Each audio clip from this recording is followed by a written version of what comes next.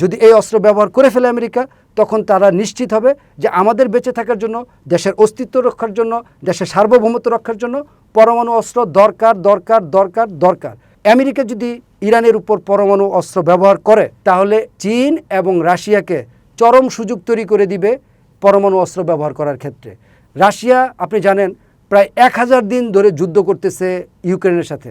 রাশিয়ার কাছে যে পরমাণু অস্ত্র আছে, সে যদি চায় জাস্ট 2 ঘন্টার মধ্যে পুরো ইউক্রেনকে ধ্বংস করে দিয়ে ইউক্রেন দখল করে নিতে পারে। সমসাময়িক ইরান ইস্যু নিয়ে যুক্ত আছে আমি নাজমুল হক। আপনারা জানেন যে আজ কিছুক্ষণ আগেই একটা টুইট একেবারে ইরান ইস্যুর বিষয়টাকে বিশ্বব্যাপী একটি ভিন্ন মাত্রায় নিয়ে গিয়েছে। সেটা হচ্ছে যে ডোনাল্ড ট্রাম্পের একসময়ের খুবই ঘনিষ্ঠ বন্ধু টেলর গ্রিন, সে তার এবং সে সাবেক এক্স মেম্বার ছিল, কংগ্রেস মেম্বার ছিল, তাই তার কথাগুলো খুবই গুরুত্বপূর্ণ। সে তার টুইটে কিছুক্ষণ আগে যে বার্তাটা দিল সেটা খুবই ভয়ের একটি বার্তা। সেটা হচ্ছে যে আমেরিকার যে স্ট্র্যাটেজিক্যালি যে মিটিং হয়, কৌশলগত যে মিটিংটা, সে মিটিংয়ে অলরেডি সিদ্ধান্ত নিয়েছে যে তারা ইরানের উপর পরমাণু হামলা চালাবে, মানে অর্থাৎ পরমাণু বোমা ইউজ করবে। আমরা জানি যে পৃথিবীতে পরমাণু বোমাটা একবারই ইউজ হয়েছে আবিষ্কারের পর, সেটা হচ্ছে যে জাপানের হিরোশিমা এবং নাগাসাকিতে। এছাড়া আর পৃথিবীতে কখনই পরমাণু বোমা ইউজ করা হয়নি। এটা সবার যারা যেসব দেশ 9টা দেশ যারা আমরা জানি যে বিশ্বব্যাপী স্বীকৃতি 9টা দেশ যাদের কাছে পরমাণু বোমা রয়েছে, এটা শুধু তারা স্টকেই ব্যবহার করে মানে রেখে দিয়েছে, বাট পৃথিবীর কোথাও আর এটা ব্যবহৃত হয় নাই। কিন্তু যখন এটা স্ট্র্যাটেজিক্যাল মিটিংয়ে এটা নিয়ে আলোচনা হচ্ছে এবং কোনোভাবেই আমেরিকা ইরানের সাথে পেরে উঠতে পারছে না, তখন তারা এই চরম সিদ্ধান্ত নিয়ে নিচ্ছে। এবং আমেরিকার অনেক বিশ্লেষকই এটা বারবারই আশঙ্কা করতেছিল যে ডোনাল্ড ট্রাম্প যে মেজাজের মানুষ, সে এই হারটাকে এত সহজেই মেনে নিতে পারবে কিনা এটা সন্দেহের জায়গা ছিল। এবং এই হারের চরম মাত্রায় সে একটা বেপরোয়া হয়ে যেতে পারে।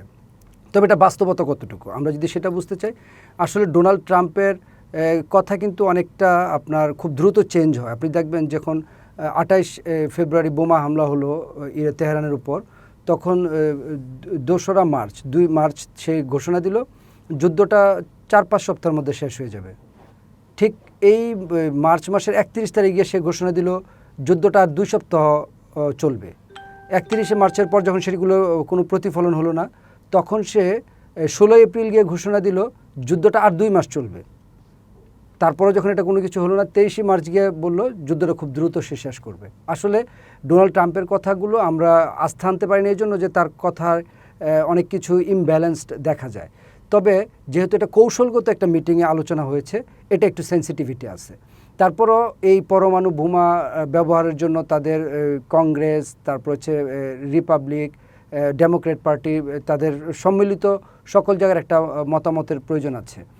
তবে তার যে ঘনিষ্ঠ টেলর গ্রিন যে কথাটা বলল, এটা 3টা বার্তা হতে পারে। প্রথম বার্তা হচ্ছে, এই বার্তাটাতে প্রথম আমরা যেটা বুঝে ফেলছি যে আমেরিকার কাছে আসলে আর কোনো বিকল্প নাই, সে তার সর্বোচ্চ বিকল্প ব্যবহারের কথা চালাচ্ছে। ব্যবহার হবে বা না হবে এটা সে পরের বিষয়। দ্বিতীয় যে বিষয়টা প্রকাশিত হচ্ছে, এটা এরকম আছে যে তার মাধ্যমে বলা এটা ইরানিদের উপর একটা চাপ তৈরি করা বা তাদের মিত্রদের উপর একটা চাপ তৈরি করার একটা কৌশল হতে পারে। তৃতীয় হচ্ছে, এটা এমন হতে পারে যে আসলেই তারা এই হিরোশিমা এবং নাগাসাকির মতো এটা ব্যবহার করে ফেলতে পারে।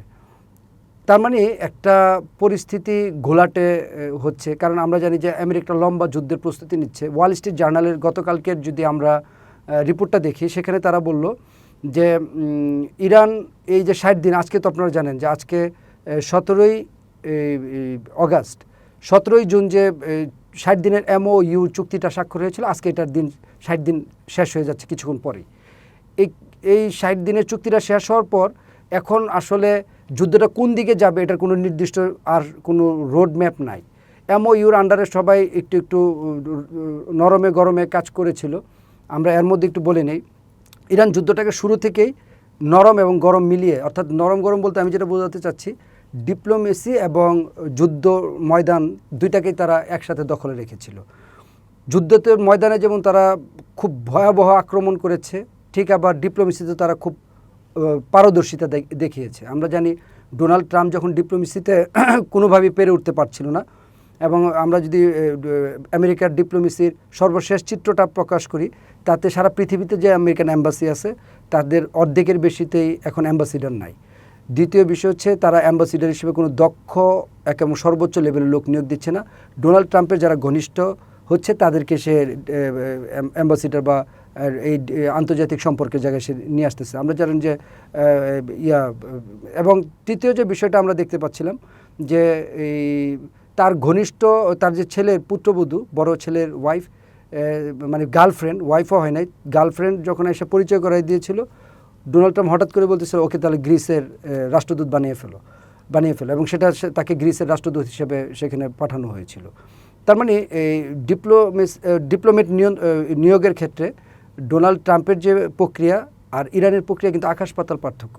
আমরা এর আগের অনুষ্ঠানে বলেছিলাম যে ডোনাল্ড ট্রাম্প তার বন্ধুবান্ধব, আত্মীয় স্বজন, ছেলের গার্লফ্রেন্ডকে ডিপ্লোমেট হিসেবে নিয়োগ দিয়ে দিচ্ছে এবং সে যখন এই ডিপ্লোমেটদেরকে নিয়ে আন্তর্জাতিক কোনো একটা জায়গায় চুক্তি করতে বসতেছে, ইউরোপীয় ইউনিয়ন এবং জাতিসংঘ থেকে অনেকবার ক্লেম করা হয়েছে যে এই বর্তমান আমেরিকান যারা ডিপ্লোমেট তারা আসলে অনেক কিছুই জানে না, তাদের অনেক কিছু অজানা, তাদের যে নলেজ, ডেপথ অফ নলেজ থাকার দরকার সেই নলেজও তাদের নাই, যার কারণে অনেক জায়গা থেকে তাদের উপর একটা ক্লেম করা হয়েছিল। আপনি জানেন যে একটা ইউরোপীয় ইউনিয়ন সহ একটা পারমাণবিক আলোচনায় এই আমেরিকার 2জন বা 3জন ডিপ্লোমেটকে ওইখানে যুক্ত করা হয়েছিল। সে পরমাণুর অস্ত্র নিয়ে তাদের ডিটেলস কোনো জ্ঞান ছিল না, যেটা পরবর্তীতে একটা হাস্যরসের বিষয় হয়ে দাঁড়ায় এবং ইউরোপীয় ইউনিয়ন সেটা ক্লেমও করেছিল আমেরিকার কাছে যে আসলে তাদের ওই ডিপ্লোমেট যে নলেজ থাকা দরকার, টেকনিক্যাল নলেজ থাকা দরকার, সেগুলো তাদের ছিল না। যখন আমেরিকার ডিপ্লোমেসিটা এই অবস্থায়, ঠিক আপনি যদি ইরানের ডিপ্লোমেসিটা দেখেন, তাদের ডিপ্লোমেসিটা কিন্তু টোটালি ডিফারেন্ট, ভিন্ন।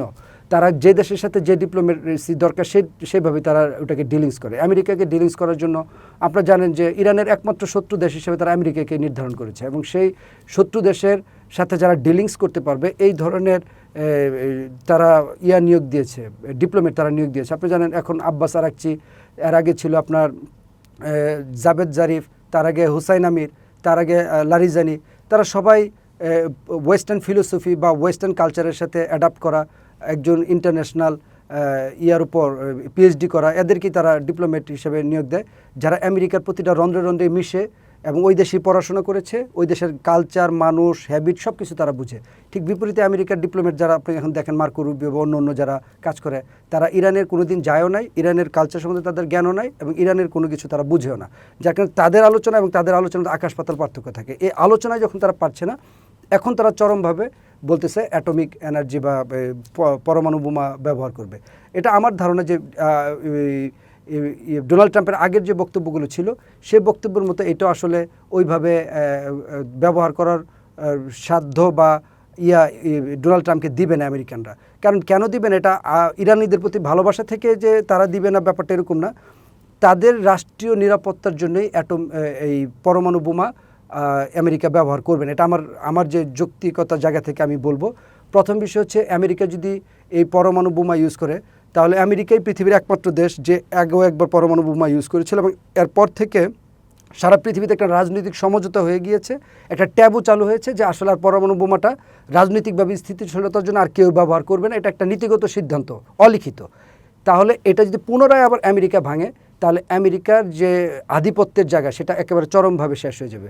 দ্বিতীয় যে বিষয়টা হচ্ছে, পরমাণু বোমা ইউজ করার অর্থ হচ্ছে এটা একবারে সর্বোচ্চ সিদ্ধান্ত। এখানের এই ব্যবহার করার পর ইরান আর এখানে কোনো রকমের তাদেরকে আর সে ডান বাম উপর নিচ কিছু দেখবে না, সে মধ্যপ্রাচ্যের চরম আকার বিশৃঙ্খলতা তৈরি করবে এবং ইসরায়েলকে শেষ করে দেওয়ার জন্য তার যতটুকু সর্বোচ্চ শক্তি দরকার সেই শক্তি সে ব্যবহার করবে। আমরা জানি ইসরায়েলের আয়তনটা খুবই ছোট, 20,770 বর্গ কিলোমিটার, যেটা আমাদের চট্টগ্রাম বিভাগের চেয়ে ছোটো, ঢাকা বিভাগের চেয়ে একটু বড়। তাই ওইটাকে শেষ করে দেওয়ার জন্য ইরানের খুব বেশি ওই ক্যাপাসিটি ইরানের আছে। এই বক্তব্য যখন দিচ্ছিল, আমি এর মধ্যে একটু বলে নিচ্ছি, যখন এই টেলর গ্রিন এই বক্তব্য দিচ্ছিল, ইরানের বিভিন্ন বিশেষজ্ঞরা এটার পাল্টা জবাব দিয়েছে। ইরানের একজন আইআরজিসির খুব ঘনিষ্ঠ এক বিশ্লেষক সরাসরি বলছে যে আমরা অনেক কিছু এখনও লুকায়িত রেখেছি, প্রকাশ করি নাই। আমেরিকা যদি এই ধরনের চিন্তা করেও থাকে, আমরা এমন কিছু প্রকাশ করব যার একটা হচ্ছে যে অস্ট্রেলিয়াতে যে আমেরিকান ঘাঁটি আছে সে ঘাঁটিতে হামলা করার জন্য আমাদের ওই রেঞ্জ মাত্রার ক্ষেপণাস্ত্র অলরেডি আমাদের প্রস্তুত করা হয়েছে। তার মানে অস্ট্রেলিয়া হচ্ছে 11,000 কিলোমিটার দূরে।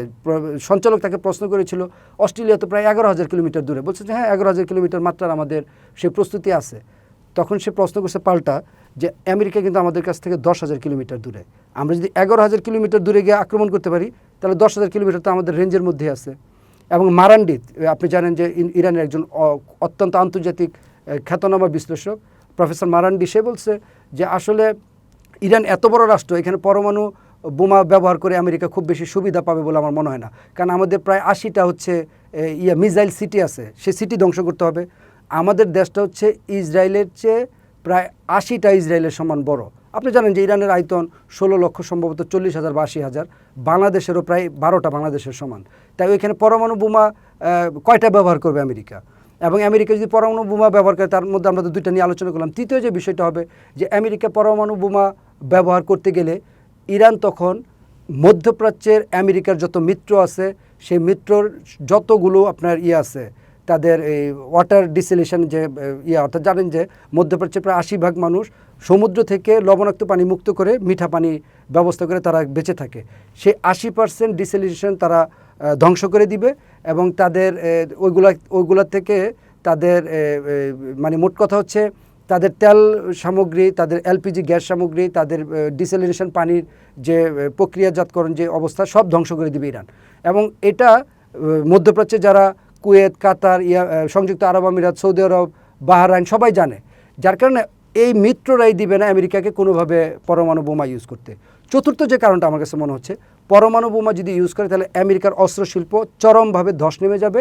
কারণ সারা পৃথিবী জেনে যাবে যে ইরানকে হারানোর জন্য আমেরিকার কোনো অস্ত্রই কাজ করে নাই, সর্বশেষ তাদের পরমাণু অস্ত্রটা ব্যবহার করতে হয়েছে। তার মানে পরমাণু অস্ত্র ছাড়া আর পৃথিবীতে কোনো অস্ত্র নাই যেটা দিয়ে ইরানকে হারানো যায় বা অন্য কোনো দেশকে হারানো যায়। এবং মধ্যপ্রাচ্যের দেশগুলো তখন চিন্তা করবে যে আমেরিকার যে কোটি কোটি টাকার অস্ত্র বাণিজ্য মধ্যপ্রাচ্যে করে যাচ্ছে, সে অস্ত্র বাণিজ্য তাদের জিরো হয়ে যাবে।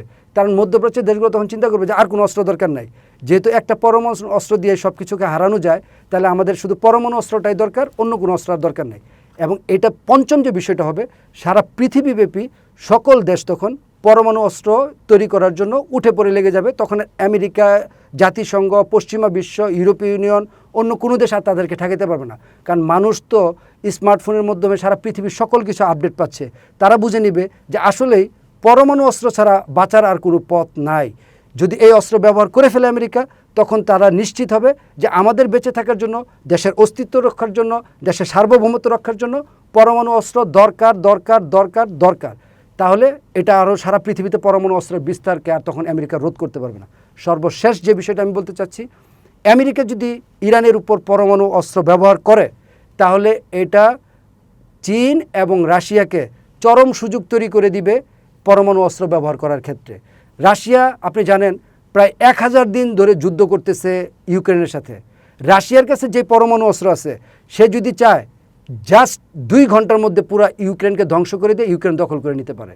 কিন্তু রাশিয়া তো ভয়ে সেই পরমাণু অস্ত্র ব্যবহার করছে না, যে আমি যদি পরমাণু অস্ত্র ব্যবহার করি তখন সারা পৃথিবীর যারা পরমাণু অস্ত্রধারী তারা আমার উপর এটা অ্যাটাক করতে পারে বা আমাকে কোণঠাসা করে ফেলতে পারে, আমি পৃথিবী থেকে বিচ্ছিন্ন হয়ে যেতে পারি, আমার একটা ভুল ডিসিশনে পুরো রাশিয়া ধ্বংস হয়ে যেতে পারে। যার কারণে কিন্তু রাশিয়া পরমাণু অস্ত্র ব্যবহার করতে পারতেছে না।